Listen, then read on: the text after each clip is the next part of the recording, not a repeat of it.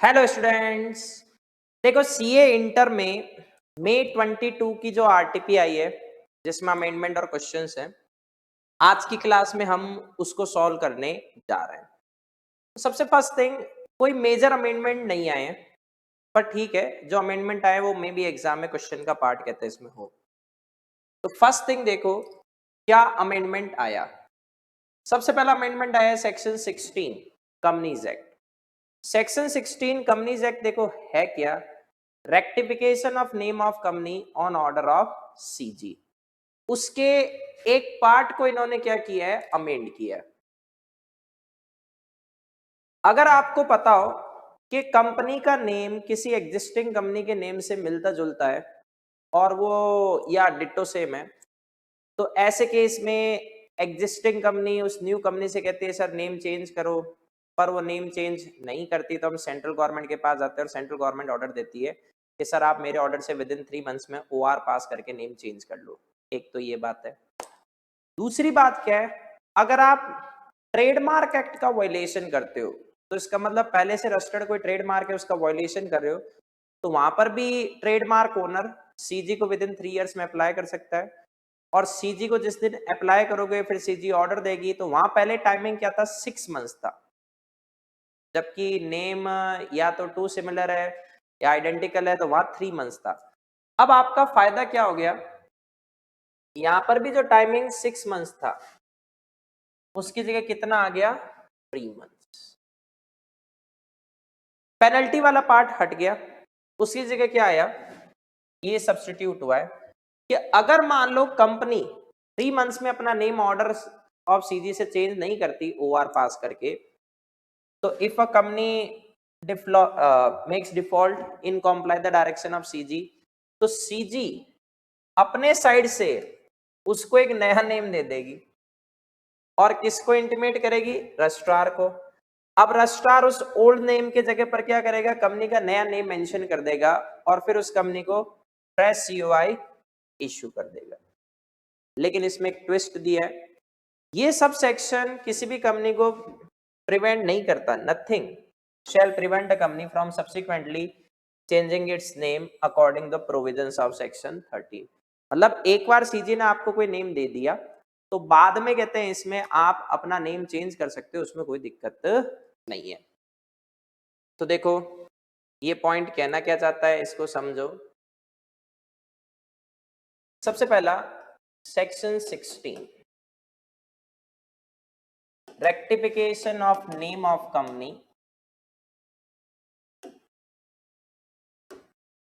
On order of CG central government.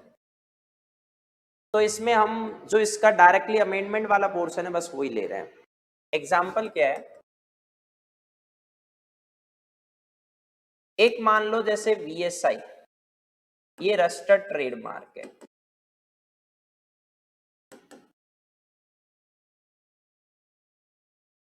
ठीक है। इस रजिस्टर्ड ट्रेडमार्क के जो ओनर है, वैसे वीएसआई कह दो या अपने आरसी शर्मा सर, ये है, ठीक है। अब इस रजिस्टर्ड ट्रेडमार्क के बिहाफ पर वीएसआई लिमिटेड बनी है, विद्यासागर करियर इंस्टीट्यूट लिमिटेड, कोई दिक्कत नहीं है। अब ये जो रजिस्टर्ड ट्रेडमार्क है ये मान लो ईयर 1996 से चला आ रहा है। अब एक कंपनी या एक पर्सन एक कंपनी बनाता है किस नेम से, वीएसआई सीए कोचिंग लिमिटेड के नेम से, इन द ईयर 2022। तो प्रॉब्लम किसको होगी, आरसी सर को। आरसी सर ने इससे रिक्वेस्ट की कि सर आप फॉर चेंज ऑफ नेम, क्योंकि आपका नेम हमारे ट्रेडमार्क से मिलता जुलता है, पर इस पर्सन ने उस रिक्वेस्ट को क्या कर दिया, डिनाई कर दिया। तो दुख किसको हुआ, आरसी सर को। अब जो रजिस्टर्ड प्रोप्राइटर है या owner of trademark,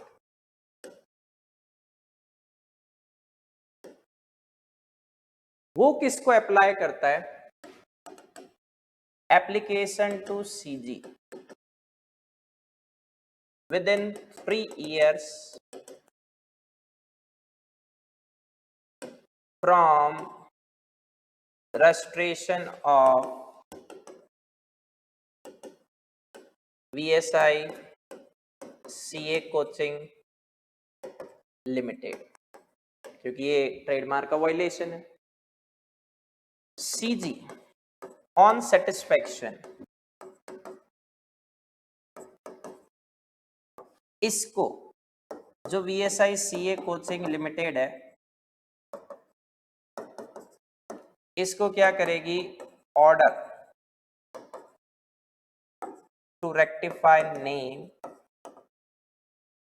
with in 3 months from order of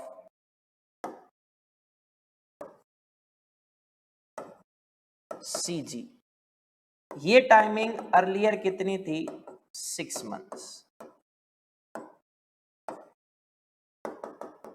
bypassing OR। तो ये अब नया रूल हो गया। अब इसमें ट्विस्ट क्या आया? If VSI CA coaching limited fails to comply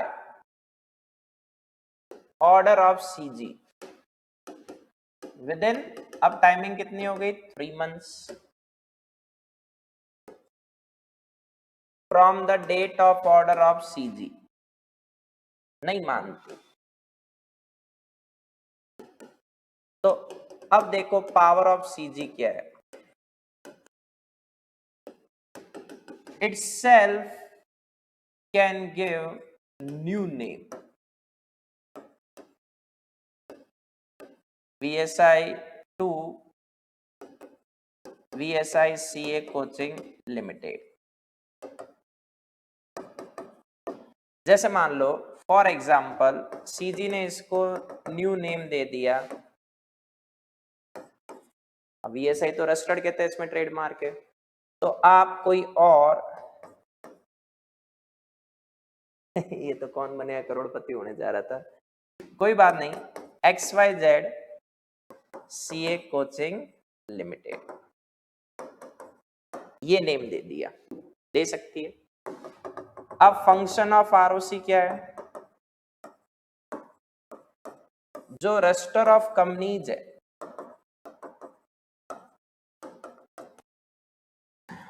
उससे replacement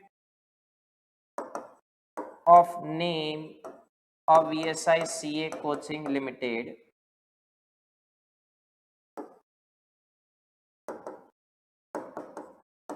bye XYZ CA coaching limited, ये करेगा। An issue of fresh UI to VSI CA coaching limited,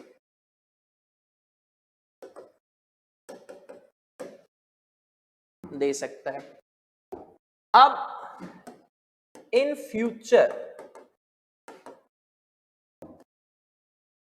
अब इसका नाम क्या हो गया? XYZ CA coaching limited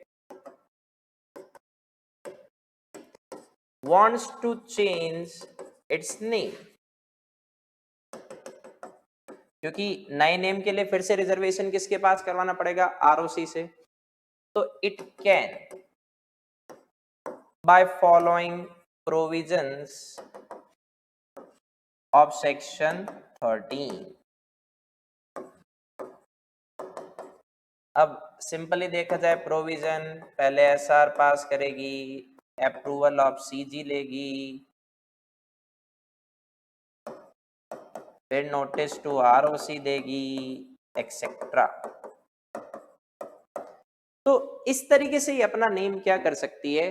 change कर सकती है। ठीक है। तो ये आपका मैंने पूरा प्रोविजन करवा दिया है कि फर्स्ट अमेंडमेंट कहना क्या चाहता है। चलो ये तो हो गया, अब अपन आगे बढ़ते हैं।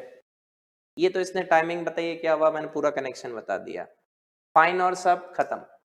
तो वैसे भी ये फाइन फॉलो करने का होता भी नहीं था। अब सेकंड लेते हैं, declaration and payment of dividend. Second amendment आपका क्या आया है?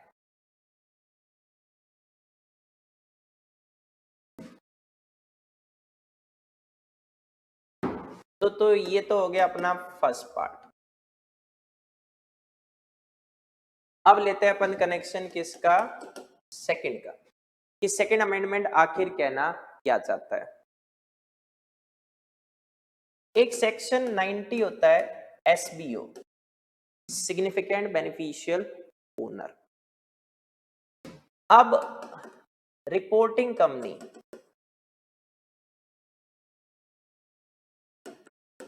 जो अलेज्ड एसबीओ है उससे रिक्वेस्ट टू प्रोवाइड इंफॉर्मेशन, लेकिन ये फेल्स टू गिव इंफॉर्मेशन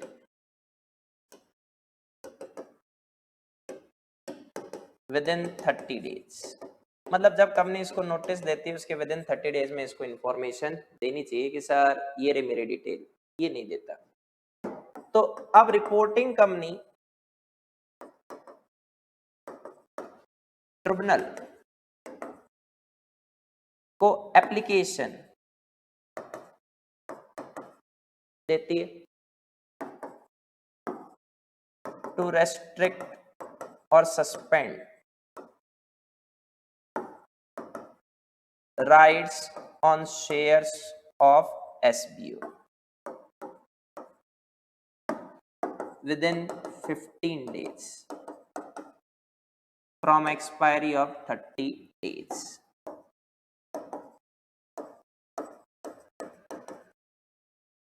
ठीक है। अब tribunal within 60 days of application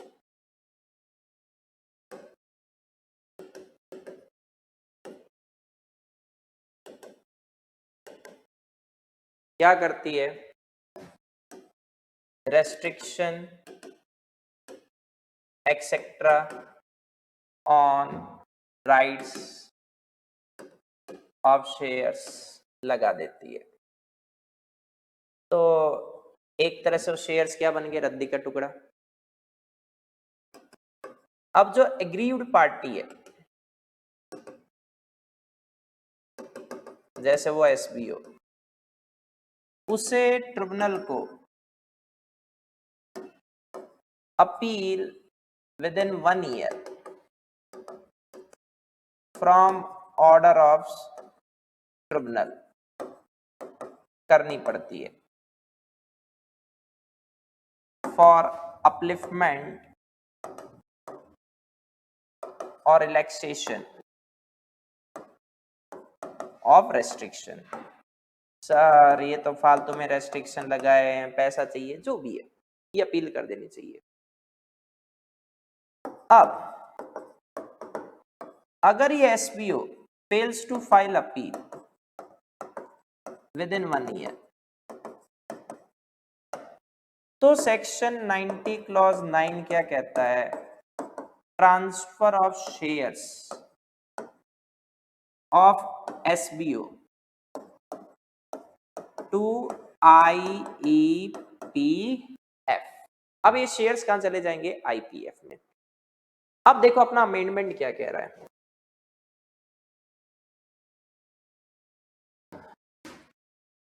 जो सेक्शन 125 है आईपीएफ, इसमें ऑलरेडी कहते हैं इसमें डिटेल्ड अमाउंट शेयर्स एक्सेट्रा है।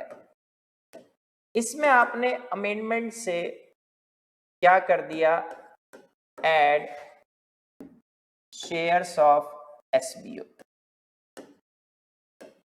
प्लस इसकी जो benefit etcetera on such shares.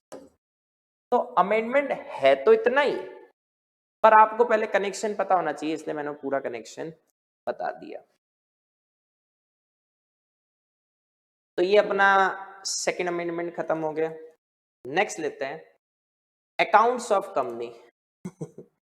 CSR में वैसे भर भर के इस 1.5 to 2 ईयर्स में मटेरियल ऐड हुआ है, उसमें और मटेरियल कहते हैं इसमें क्या किया गया है, ऐड किया गया है।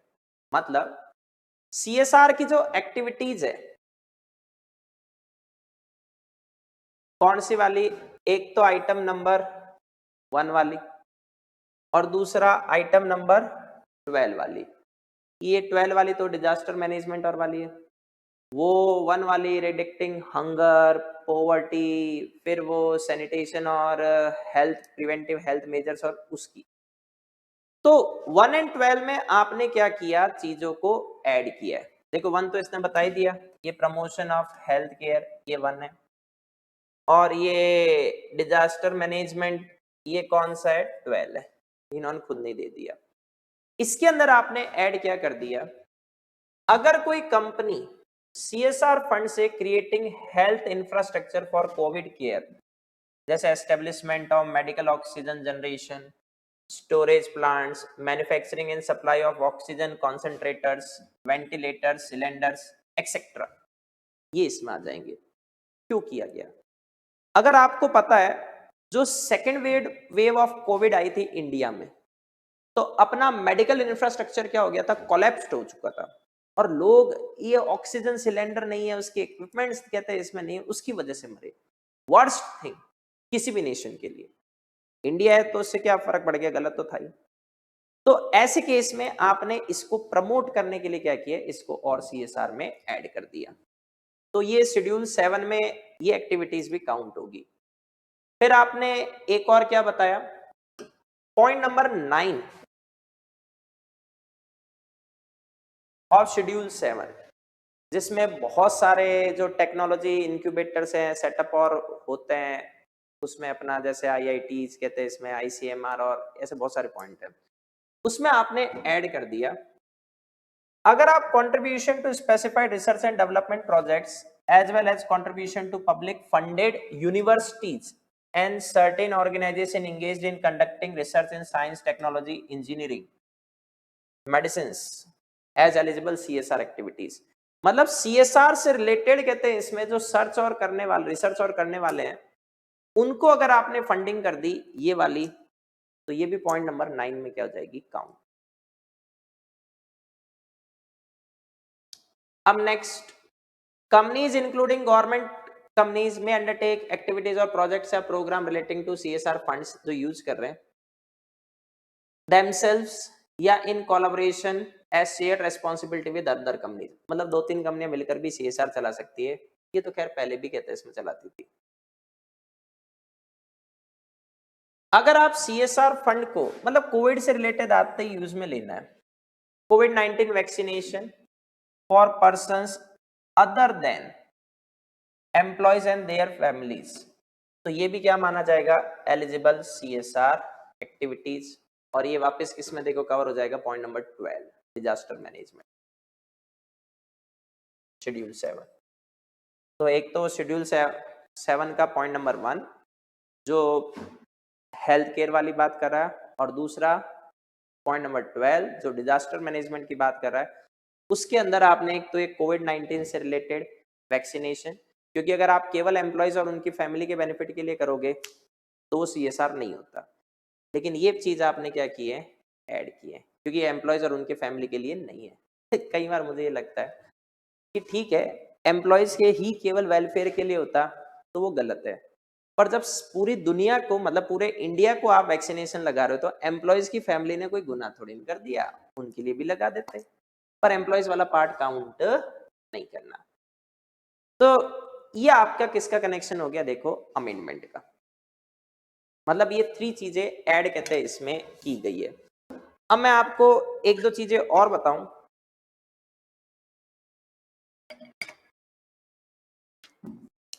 सीएसआर में पहले रेस्ट्रिक्शन होता था कि अगर आप वॉलेंट्री एक्सेस एक्सपेंडिचर कर देते थे, जैसे 2% करना होता था पहले 3 इयर्स के एवरेज जो नेट प्रॉफिट है उसका, अगर उसे एक्सेस एक्सपेंडिचर करते थे तो वहां कैरिड फॉरवर्ड का सिस्टम नहीं था। लेकिन अब एक्सेस एक्सपेंडिचर को 3 सक्सीडिंग ईयर्स तक के सीएसआर लायबिलिटी से क्या किया जा सकता है, सेट ऑफ। एक बात। दूसरी बात, सीएसआर प्रोजेक्ट रन करने के लिए अगर आपने कोई कैपिटल एसेट्स बनाई है तो पहले तो वो कंपनी जो सीएसआर पर एक्सपेंडिचर करी थी वो अपने नाम से कैपिटल एसेट्स बना सकती थी, पर अब आपने मना कर दिया। तो वो कैपिटल एसेट्स किसके नाम से कहते हैं इसमें बनेगी, किसी सेक्शन 8 कंपनी, ट्रस्ट या सोसाइटी के नाम से। सेकेंड थिंग, जो बेनिफिशियरीज ऑफ सीएसआर है उनके नाम से। थर्ड थिंग, किसी पब्लिक अथॉरिटी के नाम पर, मतलब जो कंपनी खुद कहते हैं इसमें सीएसआर पे खर्च करिए उसके नाम पर वो कैपिटल एसेट्स नहीं बनाई जा सकती।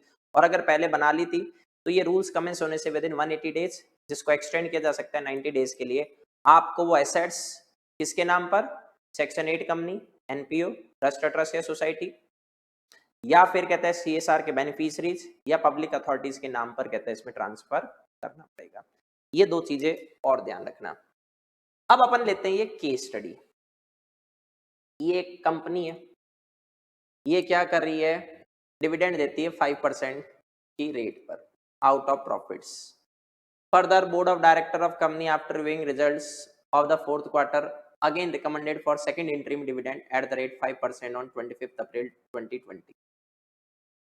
एक इंटरिम डिविडेंड इस फाइनेंशियल ईयर का था, एक देखा जाए नेक्स्ट है, पर जब तक एजीएम नहीं हो जाती तब तक सब उसी फाइनेंशियल ईयर के माने जाते हैं। Board of directors of company approved the financial result in its meeting held on 5 अगस्त 2020, मतलब एजीएम है, और फाइनल डिविडेंड 15% के बिया पर डिक्लेयर किया, including the interim dividend paid earlier. अब पेड आपने इंटरिम डिविडेंड कितने कर दिए, 5, 5, 10, तो इसका मतलब आपने कितना और डिक्लेयर किया, 5%। General meeting of shareholder was convened on 31st August 2020. Shareholders of the company demanded that since interim dividend 10% तो आपने पहले दे दिया, तो फाइनल डिविडेंड क्या नहीं होना चाहिए, 20% से कम नहीं होना चाहिए। तो मतलब जो रेट बीओडी ने रिकमेंड की है, शेयर होल्डर्स क्या कर रहे हैं, उससे ज्यादा की डिमांड कर रहे हैं। क्या शेयर होल्डर्स बीओडी की रिकमेंडेड रेट से ज्यादा की डिमांड कर सकते हैं, नहीं। Rate recommended by BOD, shareholders can claim dividend as per the equal rate or at lesser rate but cannot claim dividend at a higher rate। Share holder के पास option ही नहीं है।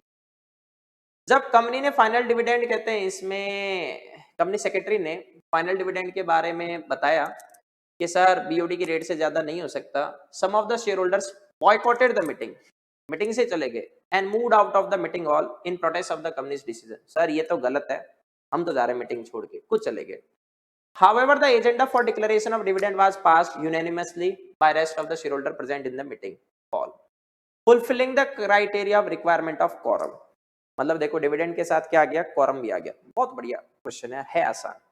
देखो पॉइंट इतना सा है, कोई भी एजीएम है या अदर जीएम है उसमें quorum आना चाहिए, और quorum से केवल मीटिंग स्टार्ट करने तक का कनेक्शन नहीं है, quorum थ्रू आउट द कहते हैं इसे मीटिंग रहना चाहिए जब तक कि सारे रेजोल्यूशन पास नहीं हो जाते।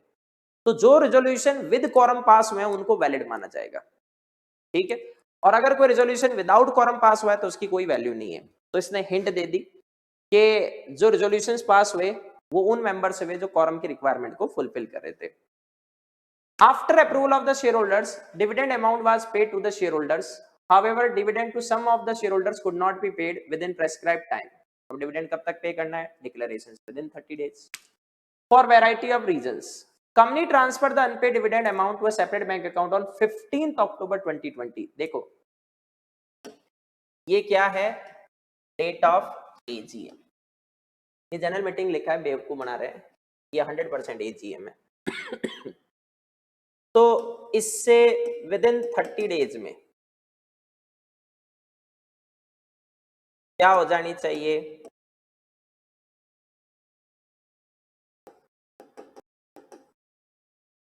Payment of dividend. तो इससे 30 डेज की बात करें, एक बार थोड़ा कैलकुलेशन में ध्यान रखना, जीसी एक्ट बीच में आता है, वो कहता है जो फर्स्ट डे टारगेट की जा रही है उसे काउंट नहीं करना। तो इसका मतलब 30 सितंबर 2020 यहां तक पेमेंट हो जानी चाहिए। आप पेमेंट कब, आपने कहते इसमें पेमेंट की नहीं, कोई बात नहीं, अगर इसमें फेल रहे तो ट्रांसफर ऑफ अनपेड डिविडेंड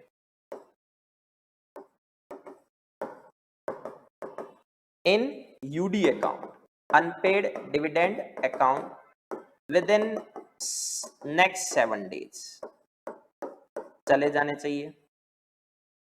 तो 30th तक देना था, नेक्स्ट 7 डेज का मतलब आंसर क्या हुआ 7 अक्टूबर 2020।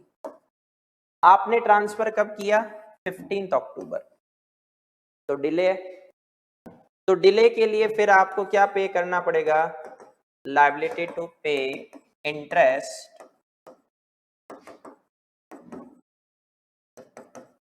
Eight the rate 12% per annum, ये इंटरेस्ट दे दो। अब ये जो यूडी अकाउंट है previous years lying in the unpaid dividend account as under, मतलब ये पिछले कुछ सालों का इसमें डिटेल कहते हैं, इसमें बता रखा है। सुस्त राम मतलब फास्ट राम नहीं, सुस्त है, slow moving person. One of the investor who is holding 1,000 shares in physical form by visiting website of company came to know that company had declared the dividend in some previous years but have not been paid to him. मतलब company ने dividend दिया पर उसको मिला नहीं। This happened due to the facts of the company was not having his current address and bank account detail, मतलब उसने detail upload नहीं की थी। सुस्त राम ने कंपनी से कहा कि सर ये लो सारे डॉक्यूमेंट्स और लाओ मेरा dividend. The company, after being satisfied, paid all the dividend amount pertaining to the financial year 2013-14 to financial year 2019-20 दे दिया।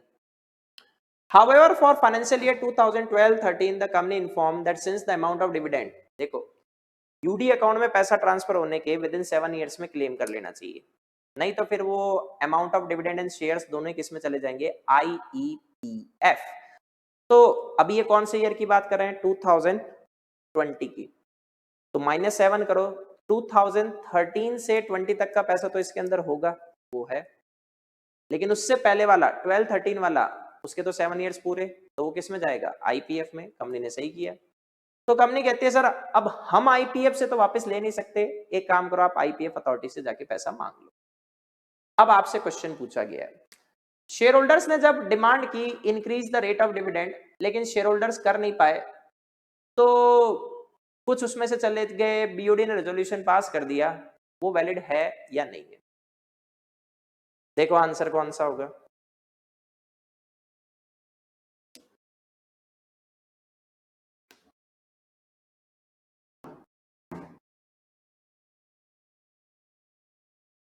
ये तो क्या कह रहा है कि मेंबर से एक बार मीटिंग में आ गए ना, तो जब तक सारे रेजोल्यूशन पास नहीं हो जाते तब तक वो सारे रहने चाहिए, अरे सारे नहीं, quorum जितने रहने चाहिए। Approval of dividend ordinary business है, बिल्कुल सही है। अगर कुछ ने बॉयकॉट कर दिया कोई फर्क नहीं पड़ेगा, इवन quorum प्रेजेंट नहीं है, ये बिल्कुल गलत है, quorum तो रहना ही चाहिए। Recommendation of BOD relating to the rate of dividend shall stand withdrawn, BOD को अपनी डिमांड वापस ले लेनी चाहिए या रिकमेंडेशन वापस ले लेनी चाहिए, गलत। आंसर देखो क्या है, ए। चाहे बॉयकट कर दिया, बाकी बिजनेस किससे पास हुए हैं, रिक्विजिट quorum से, तो इसका मतलब वो वैलिड है। Second, at which date the unpaid dividend not claimed by shareholder shall be transferred to a separate bank account, अभी आपको कैलकुलेट करके बताया, 31 अगस्त से 30 डेज में पे होना चाहिए, मतलब 30 सितंबर, नहीं हुआ तो नेक्स्ट 7 डेज में जाना चाहिए, तो आंसर 7 अक्टूबर। तो लास्टली कब तक, 7 अक्टूबर से। The company transfer the amount of unpaid dividend to a separate bank account on 15th अक्टूबर, गलती की, लेट है क्योंकि देखो 7 तक जाना चाहिए था, तो कितना इंटरेस्ट देना है, 12। यहाँ तो आपकी हेल्प कर दी, अगर मुझे क्वेश्चन बनाना होता तो मैं इसमें 18 जरूर ऐड करता, 18 का यहाँ कोई रिलेवेंस नहीं, वो तो सेक्शन 127 का पार्ट है। यूडी अकाउंट जो 124 है उसमें 12% है। In the given case, when and how much amount the company shall transfer the funds to IEPF, भाई जिसके 7 साल पूरे हो गए उसको ट्रांसफर कर दो। तो 4 years, 5 years, 6 year ये गलत है, बचा कौन सा, 7 years। सिंपल। केस स्टडी आसान होती है, पर अब देखो जैसे इसमें इसने क्या किया, मिक्सअप किया, डिविडेंड वाले पोर्शन को भी अपने मिक्सअप किया और एजीएम वाला पोर्शन भी मिक्सअप हुआ है, quorum से रिलेटेड, ये थोड़ा पता होना चाहिए। Amber Limited is a manufacturer of glassware. इसकी paid up capital है 2 lakh shares of rupees 100 each. The company is maintaining its roster of member as per provision of Companies Act section 88 ROM. ठीक है. Company wanted to close its roster of members for declaring dividend section 91. It may do so by giving minimum days notice. देखो section 91 कहता है कि company अपना ROM आरओडी RW assets बंद कर सकती है, register of members, debenture holders and other security holders, one time में 30 days max, through out the कहते हैं इसमें ईयर 45 डेज इन टोटल, पर वन टाइम में 30 डेज, और उसके लिए उसको 7 डेज का क्या करना है, प्रायर नोटिस देना है न्यूज़पेपर एडवर्टीजमेंट के रूप से। प्राइवेट कंपनी में ठीक है, अगर वो सारे मेंबर्स को पर्सनली नोटिस देती है तो न्यूज़पेपर एडवर्टीजमेंट की जरूरत नहीं है। कितने डेज का बोला? 7 डेज। ये थोड़ा ज्यादा ही हो गया, तो विद इन 7 डेज। बहुत बढ़िया पोर्शन। देखो आपके टीचर्स नेगोशिएबल और इंटरप्रिटेशन अगर छुड़ाते हैं, नेगोशिएबल एग्जाम में फिक्स 13 मार्क्स का आएगा, इंटरप्रिटेशन फिक्स 10 मार्क्स का आएगा, और कंपलसरी क्वेश्चन में नियर अबाउट ये 8 to 10 मार्क्स के राउंड आएंगे। तो अब आप लोग समझदार हो, मैं तो प्रेफर नहीं करता कि नेगोशिएबल और इंटरप्रिटेशन आपको ड्रॉप करना चाहिए। ठीक है, डिफरेंट है लेकिन डिफिकल्ट नहीं है, सही। तो इसके लिए थोड़ा सा कहते हैं इसमें ध्यान रखना, टॉपिक जितने छोड़ के जाओगे उतने एग्जाम में बर्बाद होगे। अब ये क्या कह रहा है, what the law says, law क्या कह रहा है, और दूसरा व्हाट द लॉ मीन्स, मतलब लॉ कहना क्या चाहता था और कह क्या रहा है। तो व्हाट द लॉ सेज उसको फॉलो करना है, उसे बोलते हैं ग्रामेटिकल लिटरल इंटरप्रिटेशन, जो लिखा हुआ है बस उसे फॉलो करो, और उसके कहने के पीछे मतलब क्या था वो क्या हो गया, logical.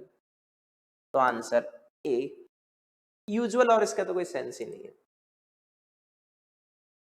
Arvind lands money to ममता, मतलब ममता ने क्या किया, अरविंद से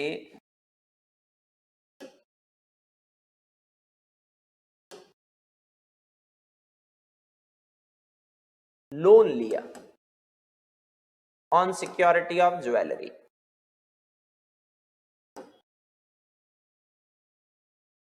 तो ममता कौन हुई, डेटर,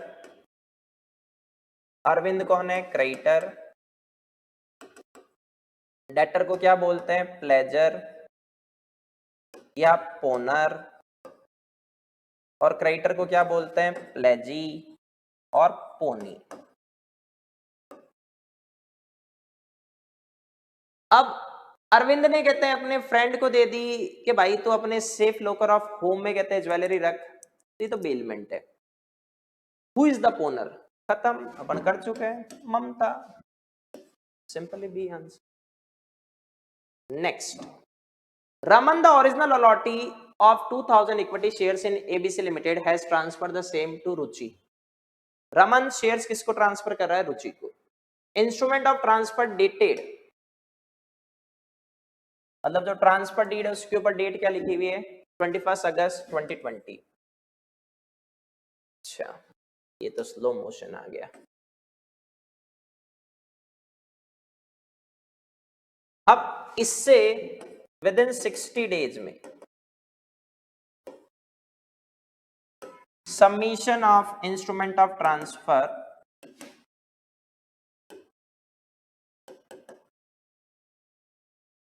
किसको हो जाना चाहिए, टू, कौन सी कंपनी के शेयर से कुछ लिखा हुआ है क्या, नहीं, नाम नहीं दिया, टू कंपनी, उसको दे देना चाहिए। ये बात सेक्शन 56 में लिखी हुई है। तो देखो 21 अगस्त, फिर 20th आपका कहते हैं इसमें सितंबर, फिर 20th अक्टूबर, सिंपल। ये तो हो गए आपके एमसीक्यूज एंड अमेंडमेंट। अब लेते हैं डिस्क्रिप्टिव। देखो साइज बड़ा है क्वेश्चन का, पर है आसान। Following are some of the securities issued by different companies related with each other as follows. ये क्लेश रहित क्या नाम है, क्लेश रहित, मतलब बिना टेंशन की कंपनी है। क्लेश रहित लिमिटेड, इंद्रमान लिमिटेड, सजागता प्राइवेट लिमिटेड, ये कुछ कंपनी है, इन्होंने सिक्योरिटीज लिस्ट कर रखी है।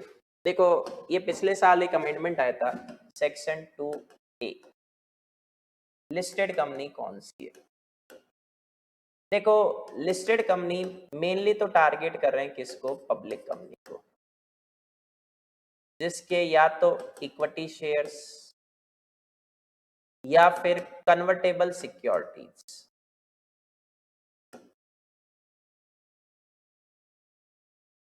ये कहां पर लिस्टेड है?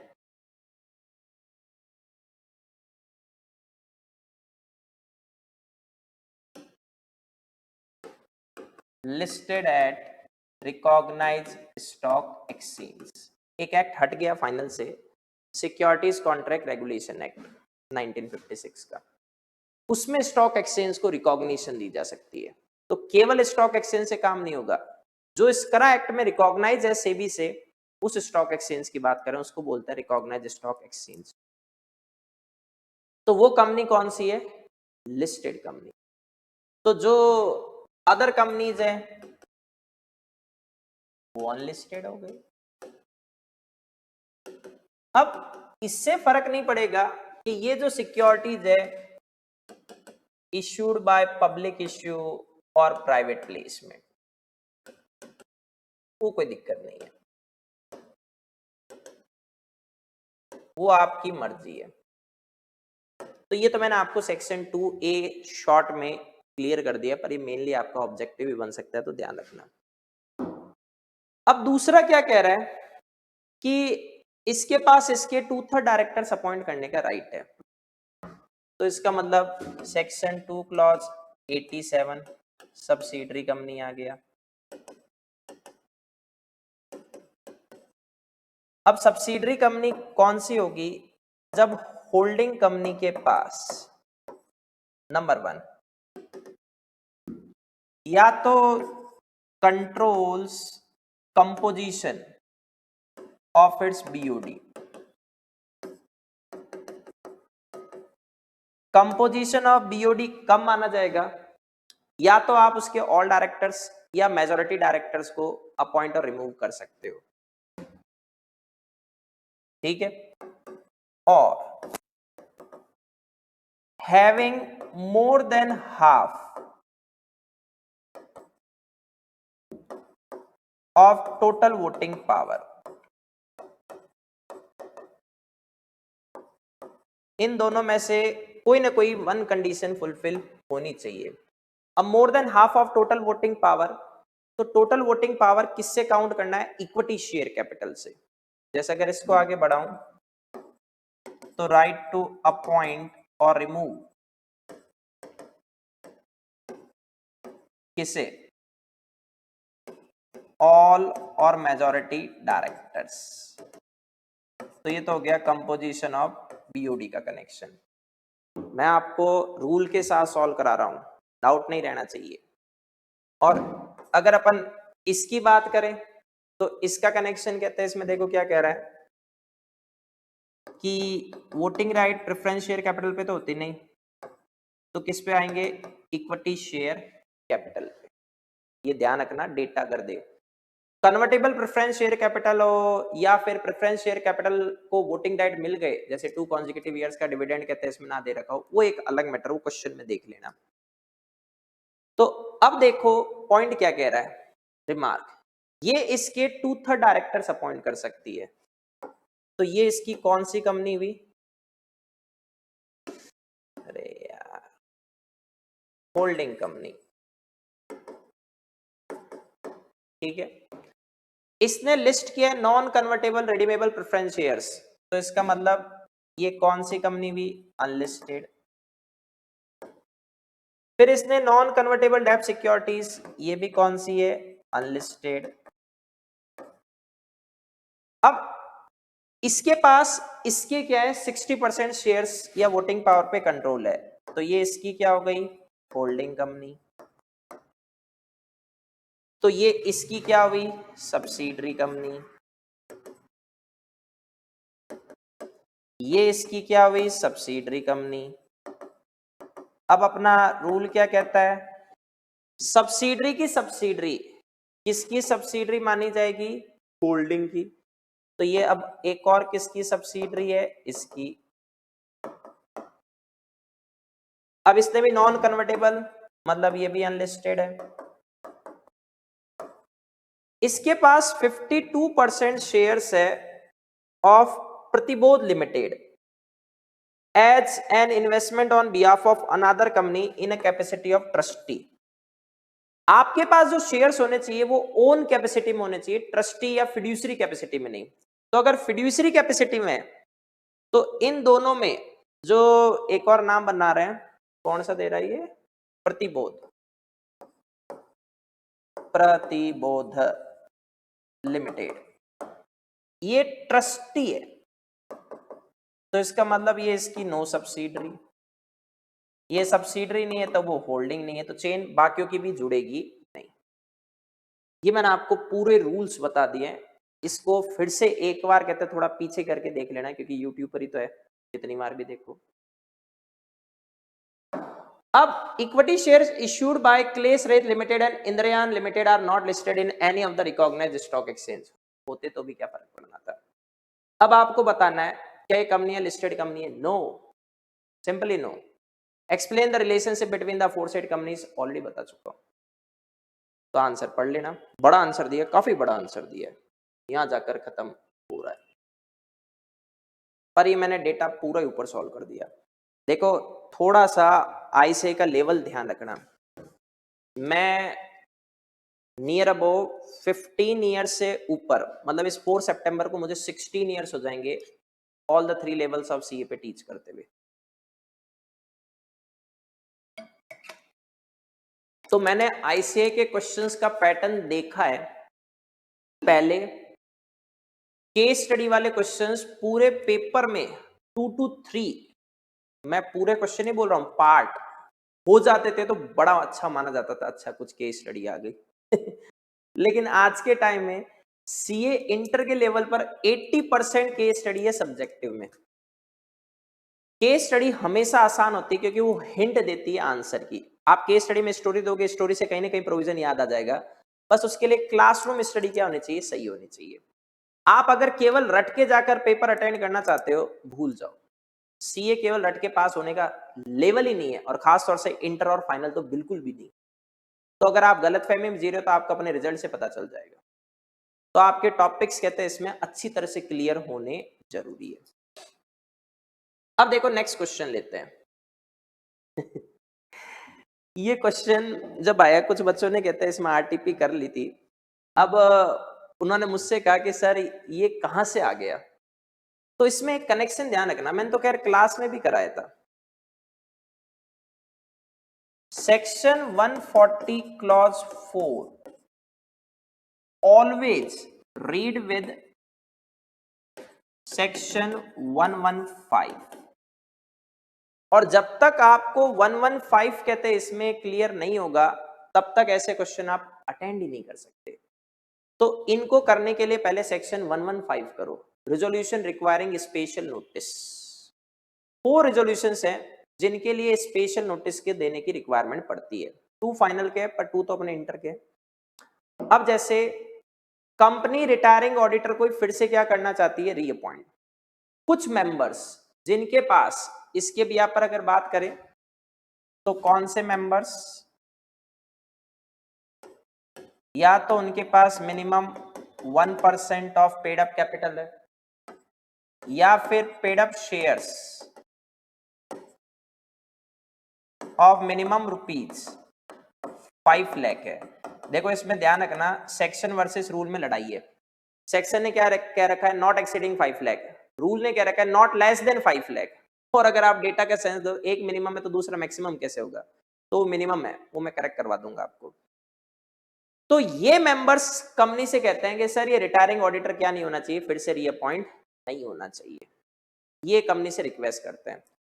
तो अब कंपनी 140 क्लॉज 4 के बिहाफ पर क्या करेगी, उस ऑडिटर से कहेगी सर आपकी बैंड बजने का प्रोग्राम हो चुका है, कुछ कहना है तो रिप्रेजेंटेशन दे दो। तो ये लोग कंपनी को 14 क्लियर डेज का नोटिस देते हैं। देखो मैं आपको एक सिंपल डेज का कनेक्शन बताता हूं। 21 की 7 की टेबल 3 टाइम तक क्या होती है? अब कंपनी ने मेंबर्स को 21 clear days notice of AGM दिया।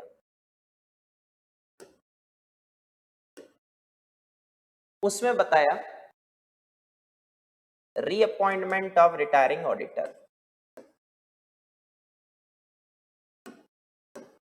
कि सर हम तो रिटायरिंग ऑडिटर को क्या करेंगे, रीअपॉइंट करेंगे। अब इनमें से सब मेंबर्स, ये सब मेंबर्स कौन से वाले, सेक्शन 115, वहां डेटा लिख चुका हूं। ये कंपनी को 14 क्लियर डेज नोटिस देते हैं, और ये कौन सा नोटिस होता है, स्पेशल नोटिस। ये 1 मार्क का ऑब्जेक्टिव भी है, और उसमें कहते हैं appointment of auditor other than retiring auditor. Sir ये नालायक नहीं, कुछ नहीं बताता मैं, इसको मत करो।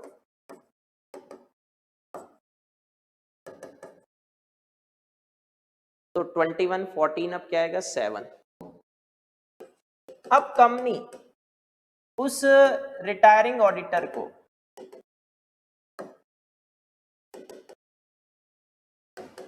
इंटीमेशन देती है और कहती है कि सर अगर कोई रिप्रेजेंटेशन है तो दे दो। अब ये रिप्रेजेंटेशन देता है, इसकी दो चीजें, ये देख लेना, ये पेज थोड़ा टूट रहा है। तो ये representation 7 clear days before meeting एक बार देता है, ठीक है। तो कंपनी मेंबर्स को फॉरवर्ड रिप्रेजेंटेशन,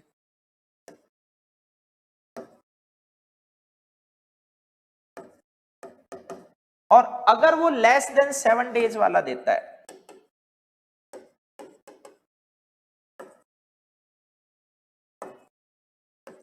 तो अब कंपनी क्या करेगी, इस रिप्रेजेंटेशन को एक तो रीड आउट एट एजीएम, और दूसरा इसका इंटीमेशन टू आरओसी। ये रूल आ गया। अब इसमें भी वो कब रिप्रेजेंटेशन रीड करने की जरूरत नहीं है, जब आप कहते हैं इसमें पहले अथॉरिटी से अप्रूवल ले लेते, वो काम का नहीं इसमें। अब क्वेश्चन समझो क्या है। Abhiyogik limited having 1000 members with paid up capital of 1 crore decided to hold its AGM on 21st August 2022। इसको 2 जुलाई 2022 को 60 मेंबर्स जिनके पास 7 लाख के शेयर्स थे, अब 1 करोड़ का 7 लाख कितने परसेंट हो गया, 5, सही। दूसरा कहते हैं इसमें इनके पास पेड अप शेयर्स हो गए 5 लाख के, तो अपना 115 तो फुलफिल हो गया। इन एग्रीगेट वो कहते हैं कि sir appointing Vaidya and company as its auditor from FY 22-23 instead of its existing auditor Chaipal and company, मतलब वही ऑडिटर चेंज करने की बात हो रही है, जिसको 5 इयर्स के लिए अपॉइंट किया गया था और उसने 4 इयर्स की टर्म कहते हैं इसमें कंप्लीट कर दी। ये क्या है, बेवकूफ बनाते हैं कि सर एक कहते हैं ऑडिटर को 1 term of 5 consecutive years minimum दी जानी चाहिए। अरे अगर आप उसे 5 कॉन्जिक्यूटिव ईयर्स की टर्म दे रहे हो तो इसका मतलब फिर आप हर साल उसको एजीएम में रेटिफाई क्यों करवाते हो, सही है। तो फिर तो टर्म 1 ईयर हुई, पर ये थोड़ा गवर्नमेंट का डेटा क्लियर नहीं है, तो अपने को उसमें क्या ध्यान रखना है कि हाँ sir 1 term of 5 consecutive years in case of individual and 2 terms of 5 consecutive years in case of audit firm देनी चाहिए। Such a notice for resolution was forthwith sent by company to Chapal, उसने auditor को intimate कर दिया, gave its representation in writing to the company along with the request to its notification to the members। लेकिन ये 3 days before meeting दिया, 3 days before meeting का मतलब ये तो हुआ नहीं, तब इसका नंबर आएगा। Whether the said notice was given by adequate number of members, yes, section 115 fulfill हो गया। Whether the company was bound to send to its members such representation, no, क्योंकि टाइमिंग नहीं है। और अगर नहीं, खुद ने हिंट दे दी, तो फिर आपको क्या करना होगा, वो एजीएम में रीड करो और आरओसी को इंटीमेट करो, क्वेश्चन खत्म। ये बड़े क्वेश्चन थे दोनों ही, अब तो छोटे छोटे हैं। Vrinda limited is a company manufacturing orange and strawberry candies for kids. अब कंपनी अपना बिजनेस एक्सपेंड करना चाहती है 10 more types of candies. Company has raised 1 crore through the issue of non convertible debentures not constituting a charge on the assets of company and listed on a recognised stock exchange.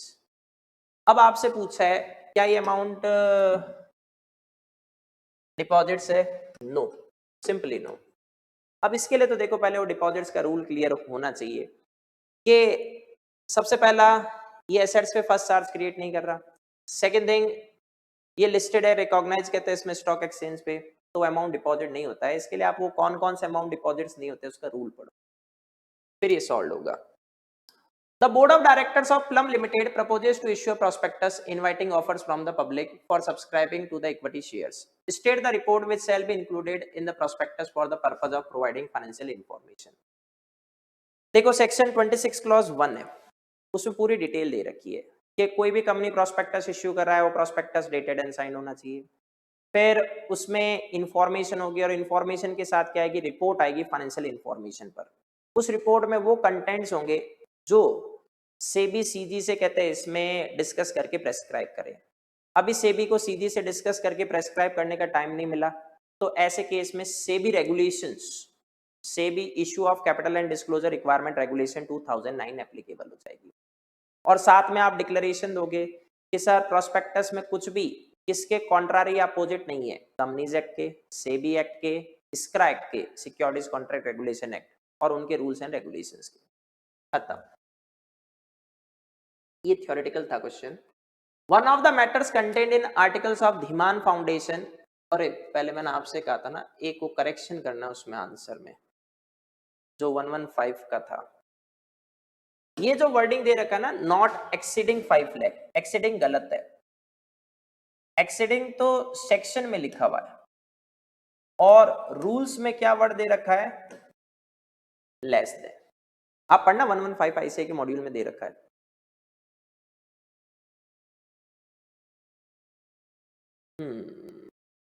Report तो हो ही गया।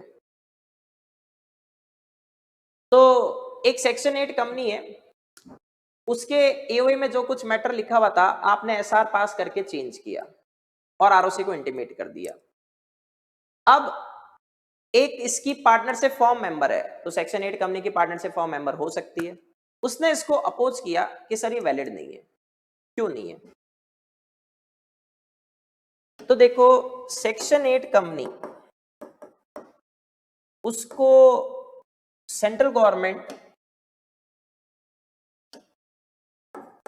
Licence under section 8 देती है with terms and conditions, और section 8 company को वो terms and condition need to add in MOA and AOA, add करना है। और एमओए एओए में सब्सिक्वेंट चेंज के लिए अप्रूवल किसकी लेनी है, सीजी। अब इसमें एक चीज ध्यान रखना, आज तक आईसीए के जितने भी क्वेश्चन आए सब अप्रूवल ऑफ सीजी से सॉल्व कर रहे हैं। सीजी ने अपनी पावर डेलीगेशन किसको कर दिया, आरओसी को। तो अब ध्यान रखना आप भी सॉल्यूशन में किसको फॉलो करना, सीजी की जगह आरओसी वर्ड को, इस पर्टिकुलर पॉइंट ऑफ व्यू से। तो अब आपको बताना है कि contention of Dhwaj and company was valid, yes. Whether it can be a member in such company, again yes. देखो नॉर्मली पार्टनरशिप फर्म की अपने पार्टनर से कोई सेपरेट एंटिटी नहीं है, so a partnership firm cannot become member of a normal company, but partnership firm may become member of section 8 company. तो ये valid है और वो चैलेंज भी वैलिड है। नेक्स्ट, अभी एक CA and MBA by profession has been appointed as an executive director of BOD of company. मतलब ये XYZ लिमिटेड का कहते हैं इसमें BOD में एग्जीक्यूटिव डायरेक्टर है। His job profile includes advising the board of directors of the company on various compliance matters। देखो ये किस पे एडवाइस दे रहा है? Compliance matters, strategies, business plans, risk matters relating to the company। तो आपने इसको अपॉइंट इसी के लिए किया है, तो ये कौन सी कैपेसिटी में एडवाइस दे रहा है? प्रोफेशनल कैपेसिटी में। भाई आपने ऐसे बस CA कम MBA को अपॉइंट किया तो इसका तो ये काम है। तो जो एडवाइस प्रोफेशनल कैपेसिटी में दी जाती है वो प्रमोटर वाली डेफिनेशन में काउंट नहीं होती। तो ये बंदा कंपनी का प्रमोटर नहीं है क्योंकि वो प्रोफेशनल कैपेसिटी में एडवाइस दी गई है। Next 7, Chris limited created a charge on its assets on 2 Feb 2021। Company ने इस चार्ज को 15 मार्च 2021 तक रजिस्टर नहीं करवाया। देखो सिंपल सा फॉर्मूला क्या है, बहुत आसान है। चार्ज तो मतलब हलवा topic. Date of creation of charge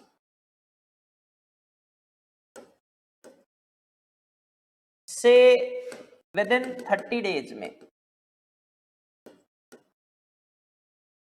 इसका रजिस्ट्रेशन होना चाहिए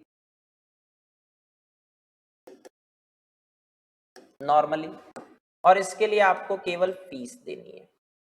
फिर ROC इस टाइम को और 30 डेज के लिए बढ़ा सकता है, अब आपको एडिशनल फीस देनी है। फिर इस टाइम को और बढ़ाया जा सकता है और अब आपको एड वैलोरम फीस देनी है। एड वैलोरम फीस जो वैल्यू ऑफ प्रॉपर्टी के ऊपर वेरी कर जाती है, प्रोपोर्शनेट फीस 30, 30, 60। आपने चार्ज क्रिएट किया 2 Feb 2021, सही है। 15 मार्च का मतलब है 30 डेज तो निकल गए। अब कंपनी को क्या करना है? ROC की अप्रूवल लो। ये दोनों टाइम एक्सटेंशन बाय ROC है,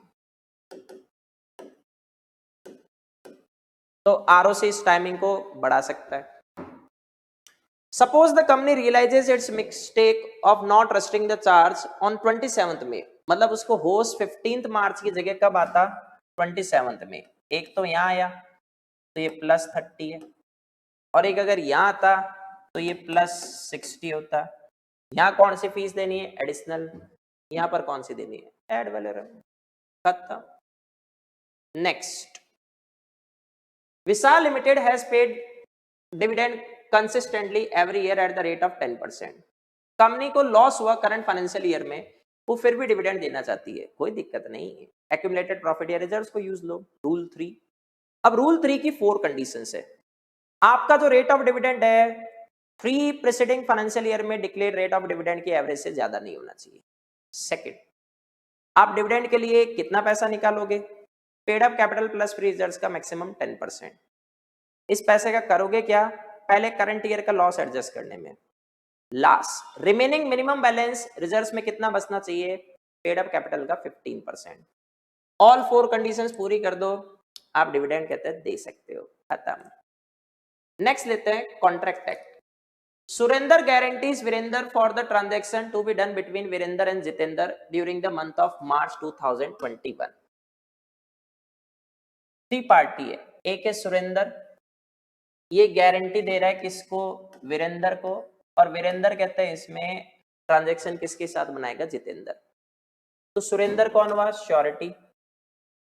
वीरेंद्र कौन है? क्रेडिटर। और जितेंद्र कौन है? Principal debtor. ठीक है। और आपने फुल मार्च की बात की है, तो ये सुरेंद्र ने कौन सी गारंटी दी है? कंटिन्यूइंग गारंटी फॉर मार्च, तो मार्च मंथ के लिए। अब वीरेंद्र ने गुड्स दे दिए 30,000 के 1/3/2021, सही है। 20,000 के 3/3/2021, बिल्कुल सही है। ये तो मार्च के महीने में ही हुआ। 5/3 को सुरेंद्र मर गया, कंटिन्यूइंग गारंटी खत्म। 2 तरीके से कंटिन्यूइंग गारंटी खत्म होती है, या तो बाय नोटिस ऑफ रिवोकेशन या bye death of surety for future transaction. जो पास्ट ट्रांजैक्शंस ऑलरेडी बन चुके हैं, मतलब ये दोनों 30 + 20 50,000 के, उसके लिए इसकी एसेट्स क्या मानी जाएगी? लायबल मानी जाएगी। 10/3/2021 being ignorant of the death of Surendra, Virendra ने फिर से गुड्स सप्लाई कर दिए। डेथ की कोई नोटिस देने की जरूरत नहीं होती है, आपने डेथ के बाद जो भी ट्रांजैक्शंस किए उसकी कोई वैल्यू नहीं है। On default in payment by Jitendra, Virendra sued on legal ads of Surendra for recovery of 90,000, नहीं कर सकता, केवल 50,000। What would be your answer if the estate of Surendra is worth of 45,000 only? आपने फाउंडेशन में रूल ऑफ सक्सेशन देखा होगा, लीगल आयर की maximum liability कितनी होती है? Up to the value of inherited assets. इसको एसेट्स कितने मिले? 45,000, तो ये 45,000 के लिए लायबल, और अगर एसेट्स इससे ज्यादा होती तो ये 50,000 के लिए लीगल आयर या उसकी एसेट्स क्या मानी जाती? लायबल मानी जाती। ये 9th हो गया। Next, negotiable. Anjum drew a cheque for 20,000 payable to Bablu and deliver to him. ठीक है, negotiation complete. Bablu endorse the cheque in favour of Rehans but kept in his table drawer.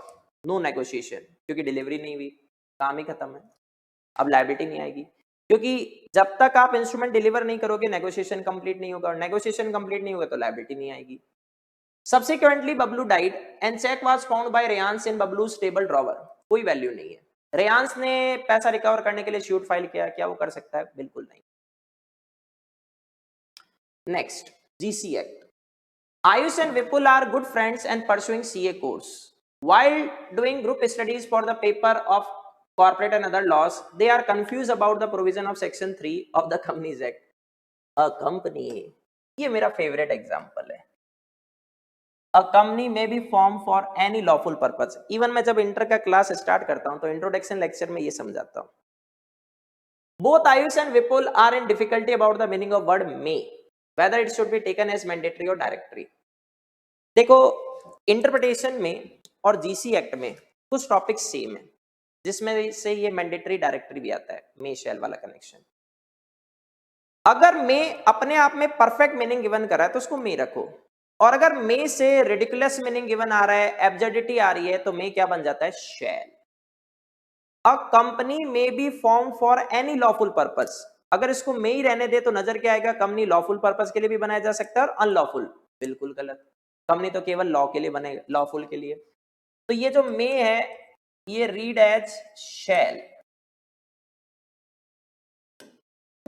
तो ये कौन सा हो गया? Mandatory provision. ठीक है, ये जीसी एक्ट के ऐसे क्वेश्चन आते हैं। नेक्स्ट और last, when can the preamble be used as an aid to interpretation of statute. देखो, प्रीएम्बल एक्ट के अंदर ही गिवन होती है, इसलिए इसको कौन सा एड बोलते हैं? Internal add. जो एक्ट के अंदर हेल्प मिली वो इंटरनल एड, जो एक्ट से बाहर हेल्प मिली वो एक्सटर्नल एड। तो ये जो इंटरनल एड कहते हैं इसमें है प्रीएम्बल, इसको पहले कनेक्ट किया जाता है लॉन्ग टाइटल से। प्रीएम्बल भी लॉन्ग टाइटल की तरह एक्ट के पर्पस, स्कोप एंड ऑब्जेक्ट को डिस्क्राइब करती है, लेकिन मोर कॉम्प्रिहेंसिवली। ये लाइन ध्यान रखना चाहिए, लॉन्ग टाइटल की तरह प्रीएम्बल भी एक्ट का ही पार्ट है, तो इसको भी क्या किया जा सकता है? इंटरप्रिटेशन में यूज में लिया जा सकता है। कोई सा भी इंटरनल एड हो इंक्लूडिंग प्रीएम्बल, उसकी इतनी औकात नहीं है कि एक्ट की प्लेन वर्डिंग को ओवरराइड कर सके। इसका मतलब जब एक्ट की वर्डिंग डाउटफुल होगी तो उस समय हम प्रीएम्बल की क्या कर सकते हैं? हेल्प ले सकते हैं। पढ़ लेना। When will court refer to the preamble as an aid to construction? Simple, अगर वर्डिंग में क्या है?